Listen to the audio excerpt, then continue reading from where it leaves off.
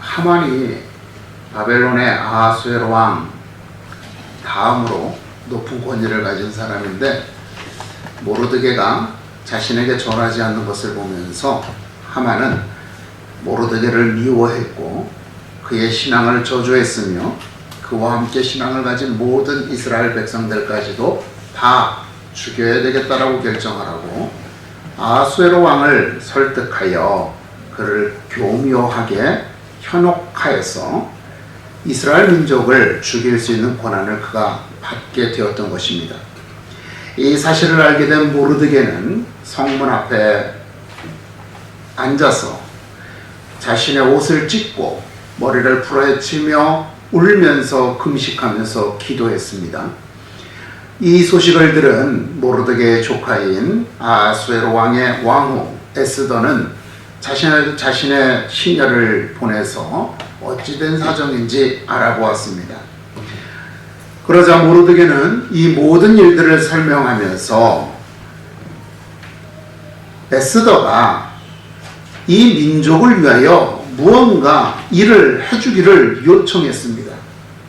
비록 그녀가 왕후일지라도 이스라엘 민족을 위하여 하나님께서 그녀를 사용하실 것이다 라고 하는 확신을 가지고 에스더에게 요청했던 것입니다. 그러나 모르드게의 이러한 요청에 에스더는 자신의 현실, 즉 실제적인 권력이 하나도 없는 그저 왕의 은총만을 바라고 왕에 의하여서 한순간에 죽임을 당할 수도 있는 그러한 나약한 존재라는 사실을 모르드게에게 다시 한번 설명해 주면서 나는 이 일을 감당할 수 없습니다 라고 그렇게 답변을 하게 됩니다. 그럴 때 모르드게는 다시 그 시녀를 통하여서 이렇게 말합니다. 너는 왕궁에 있으니 모든 유다인 중에 홀로 목숨을 건지리라 생각하지 말라.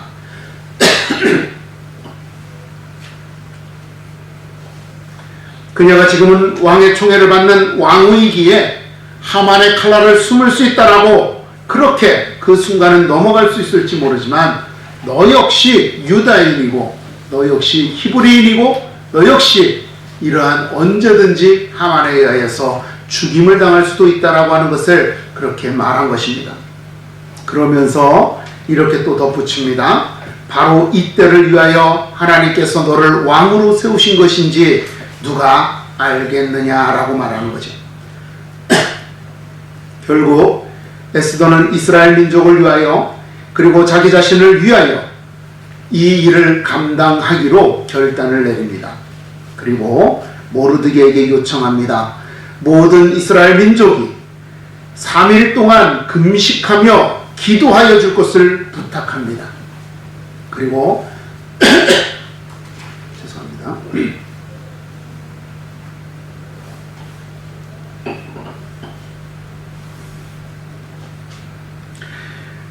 그리고 아하수에로 왕 앞에 나아가게 되지요.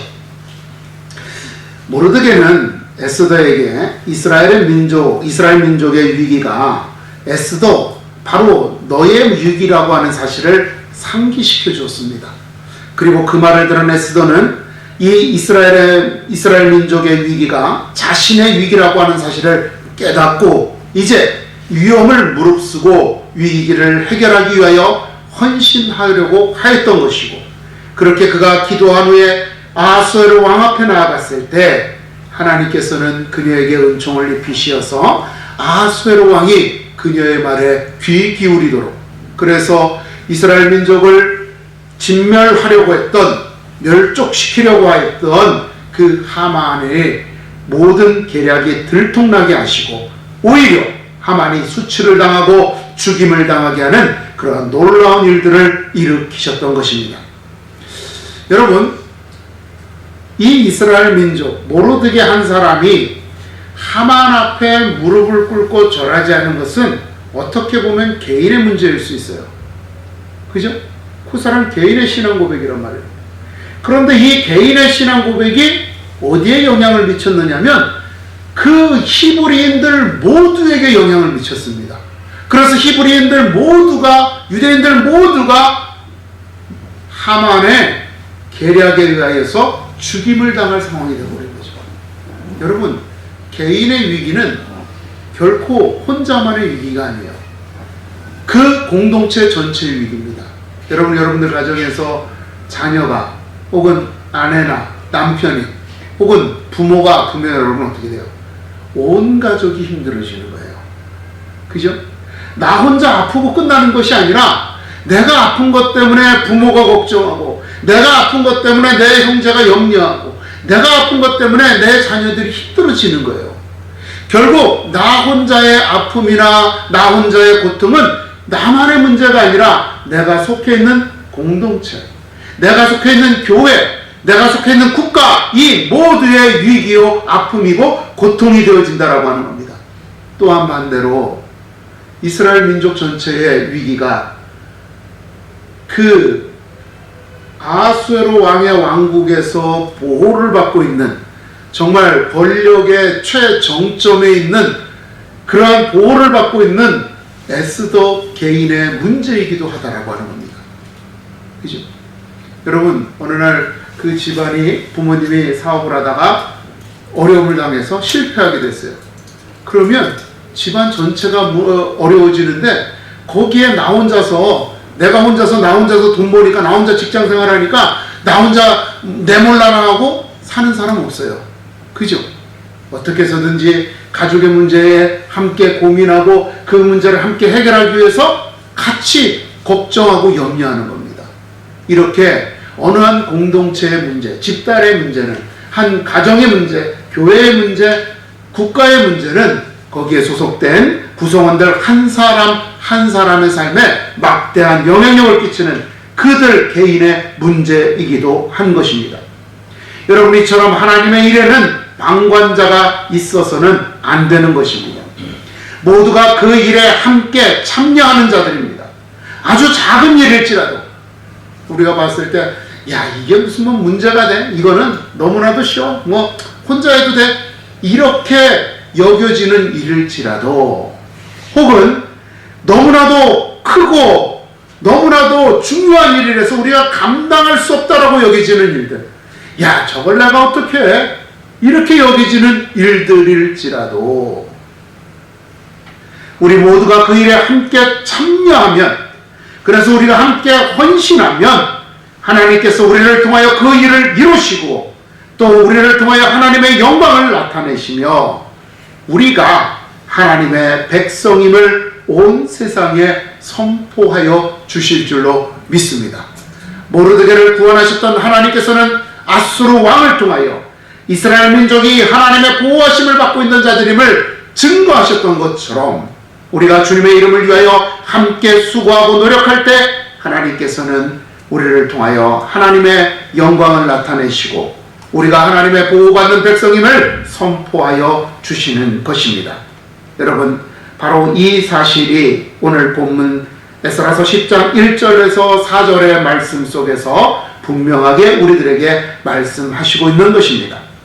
이 에스라는 이스라엘 민족의 범죄를 발견하고 몹시 괴로워하며 하나님 앞에 엎드려 울면서 이스라엘의 죄를 자신이 고백하며 회개하였습니다. 사실 여러분, 이 에스라는 바벨론에서 포로로 살던 사람이에요. 그런데 두 번째 포로 귀환 때에 이스라엘 백성들을 이끌고 예루살렘 성전으로 돌아왔습니다. 그리고 그날 밤에 이 이스라엘 성전을 돌아보면서 그 상태, 예루살렘이 어떠한 지경인지를, 어떠한 상황에 있는지를 살펴보는 와중에 이스라엘 사람들의 심각한 범죄를 발견하게 됩니다. 그게 뭐냐면 이방의 여인들과 통혼하는 거예요. 여러분, 하나님께서 이스라엘 백성들을 가나안 땅에 들어가게 하실 때 하신 말씀이 뭐예요? 그 땅에 사는 모든 이방 민족들을 진멸하라. 그리고 그들과 절대로 통혼하지 말라. 이방 여인들을 너의 아내로, 너의 며느리로, 아들의 아내로 맞아들이지 말라라고 말씀을 하셨습니다.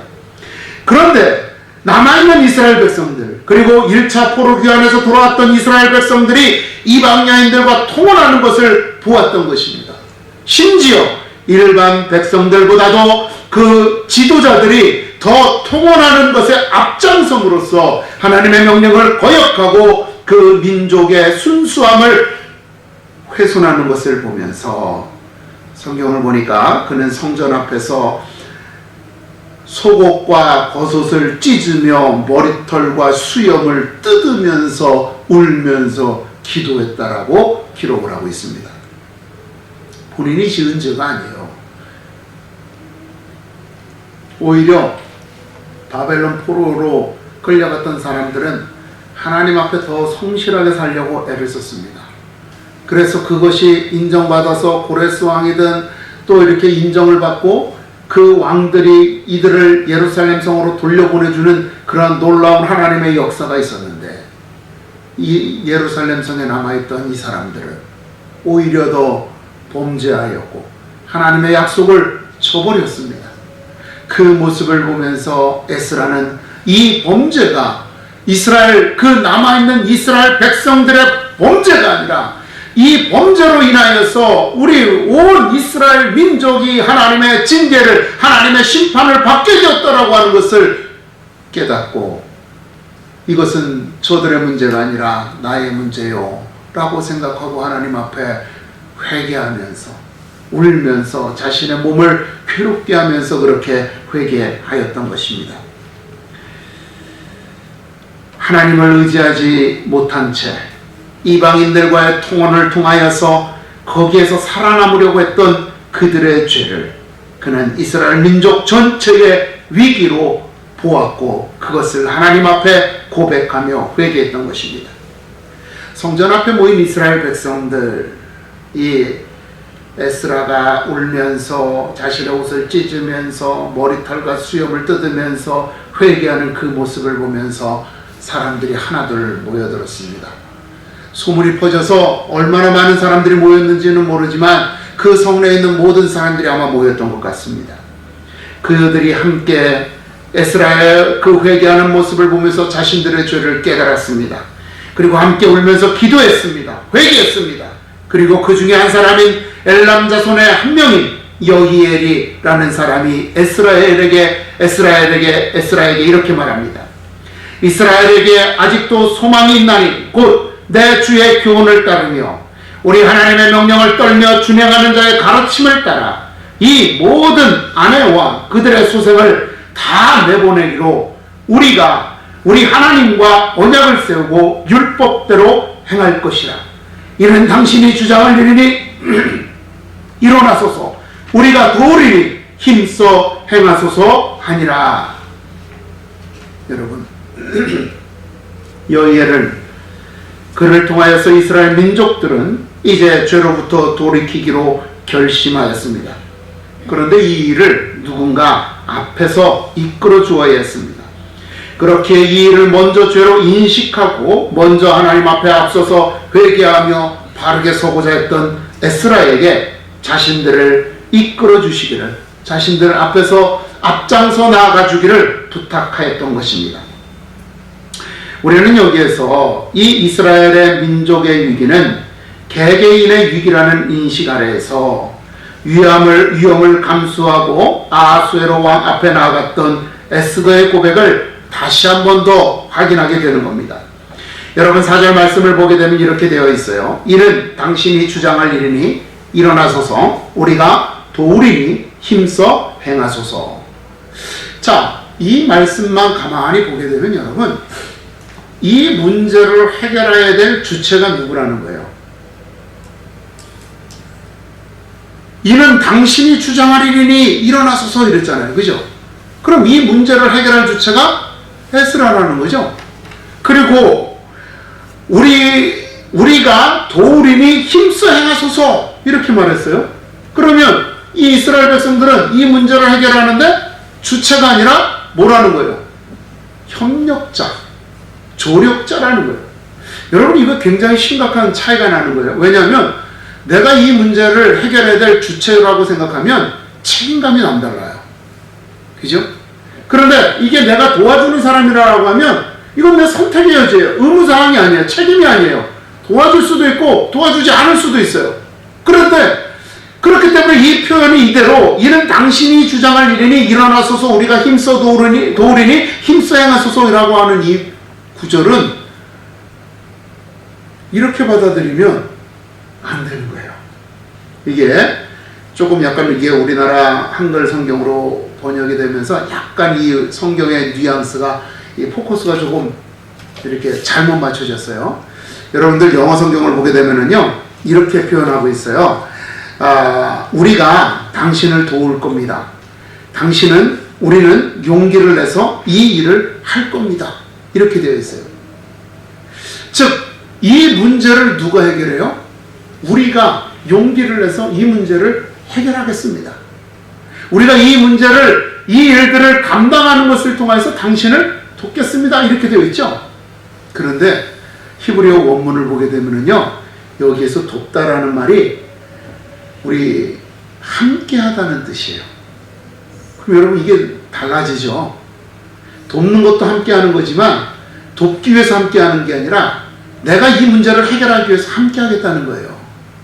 그럼 뭐가 돼요? 이 문제를 해결해야 될 일은 당신이 아니라 우리들입니다 라고 하는 거죠. 왜 이렇게 고백이 되는가? 여러분 생각해 보세요. 이들이 지금 에스라를 통하여서 깨달은 범죄는 그들이 이방의 여인들을 자신의 아내로 맞아들이고 그들을 통하여 자녀를 낳았다는 거예요. 그래서 이 문제를 해결해야 되는 것은 3절의 말씀과 같이 그 모든 아내들 그리고 그들의 소생들을 다 이스라엘 공동체에서 내 집에서부터 내어 보내는 것이란 말입니다. 말이 내어 보내는 거지 여러분. 쫓아내는 거잖아요. 그들이 아무 잘못도 안 했는데 그냥 내보내야 되는 거예요. 누가 내보내요? 본인들이 내보내야 되는 거예요.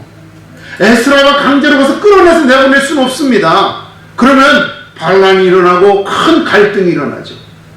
그들이 하나님의 말씀을 들으면서 이 일이 우리가 하나님 앞에 범죄한 것이라고 하는 것을 깨닫고 그들이 스스로 내보내야 되는 겁니다.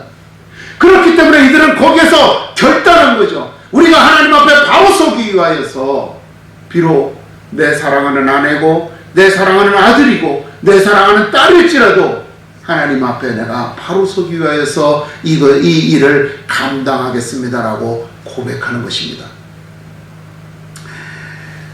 여러분, 이 일에 그들이 용기를 내야지만 합니다. 이 인륜을 끊는 것, 어떻게 보면 세상 사람들에게 가장 아주 냉혹한, 잔인한 그러한 사람들이라고 평가를 받을 수도 있는 이 일들을 감당하기 위해서 그들은 확신이 필요했고 그들은 용기가 필요했던 것입니다. 이 일은 모든 사람, 그 결혼한 이방인을 여인으로 맞이한 그 한 사람 한 사람 그들이 직접 감당해야 하는 일이었습니다. 그렇게 에스라가 이 일이 죄라고, 이 일이 하나님 앞에 잘못된 것이라고, 하나님 앞에 돌아오라고 외칠 때에 그들은 그 일을 따름으로써, 그 일을 저희들이 그 책임을 감당함으로써 하나님의 영광을 나타내겠노라고 다짐하며 고백하는 것입니다. 하나님께서는 이들을 통하여 이스라엘이 다시 하나님 앞에 순결함으로 설 수 있도록 역사하셨습니다. 모두가 이 문제를 나의 문제로 받아들이며 이 죄악을 나의 죄로 받아들이며 함께 회개하고 함께 이 일들을, 자신들을 정결하게 하는 이 일들에 함께 동참할 때 하나님께서는 역사하신 줄로 믿습니다. 여러분, 어떻게 보면 참 냉정해 보이죠? 그런데 이 사건은 후대에 교훈을 주시기 위해서 하나님께서 세우신 일입니다. 그만큼 우리가 하나님을 따라 나아가는 일에는 우리가 이렇게 결단해야 된다. 우리가 하나님의 일에는 이렇게 모두가 함께 참여해야 된다고 하는 거죠. 그래서 우리 주님께서 우리들에게 앞서서 그 십자가의 길을 걸어가셨습니다. 당신을 십자가에 못 박는, 당신을 죽음 가운데로 내던지는 그 길을 주님이 걸어가셨습니다. 그리고 그의 제자들이 그 길을 따라갔습니다. 주님이 죽으셨던 그 길, 주님이 고난받으셨던 그 길, 사람들에게 조롱받고 멸시받았던 그 길을 제자들이 따라갔습니다. 그리고 주님께서는, 그리고 그의 제자들은 우리들에게 말합니다.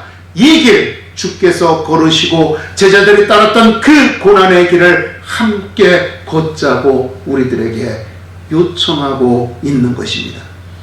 그 길이 생명의 길이요, 그 길이 영광의 길이요, 그 길이 구원의 길임을 기억하고 나아오라고 말씀하고 있는 것입니다.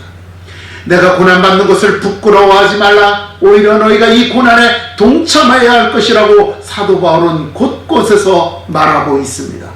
주님께서는 우리들에게 말씀하시기를 너희가 너희의 십자가를 짊어지고 나를 따라야만 한다라고 말씀하셨습니다. 여러분, 이 십자가는 결코 가벼운 것이 아닙니다. 십자가는 짐이에요.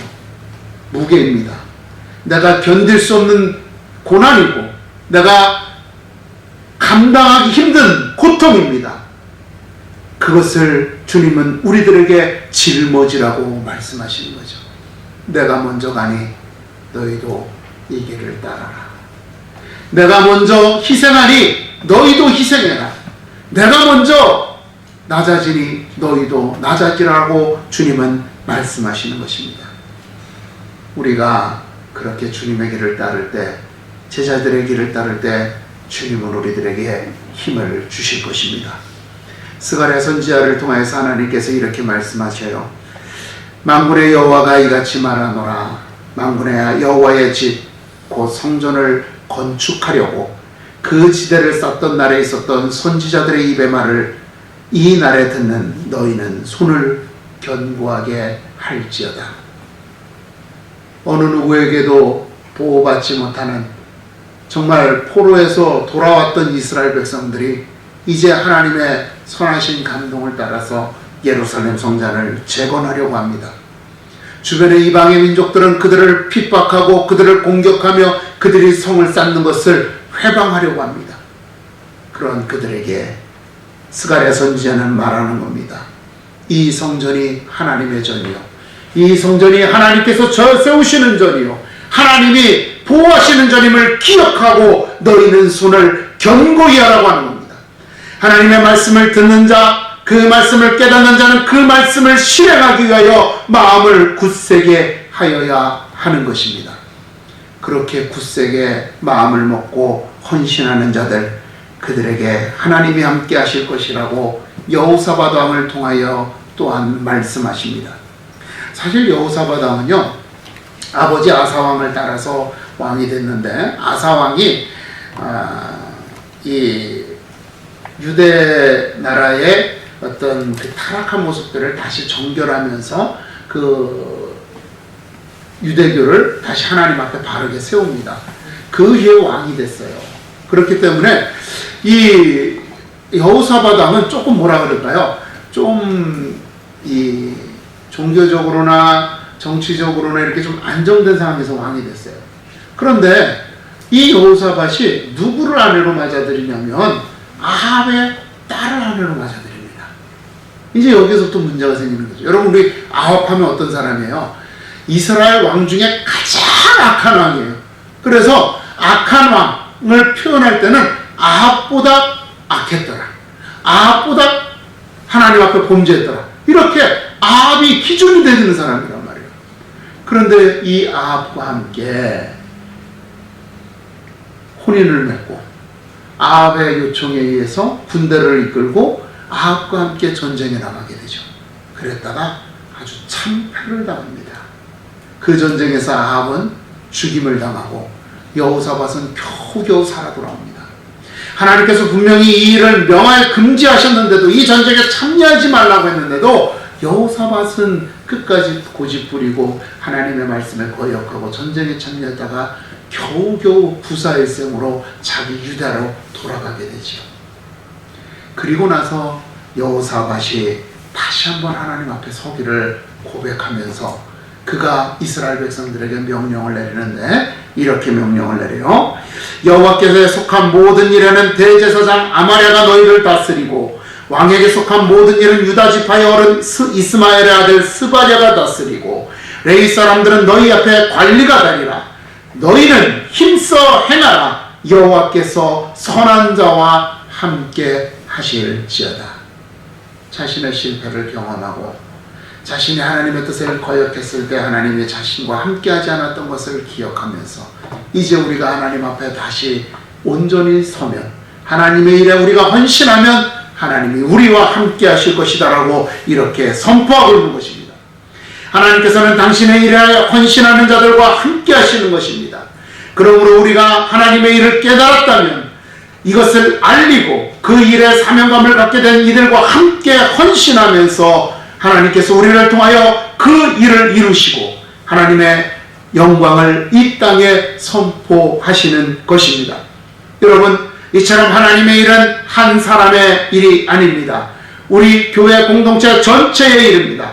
한 사람 한 사람이 구습을 끊고 하나님 앞에 온전히 서고자 노력할 때에 하나님께서는 그 공동체를, 그 교회를 더욱 강건하게 세우시고 온전하게 하시며 더 영화롭게 하실 줄로 믿습니다.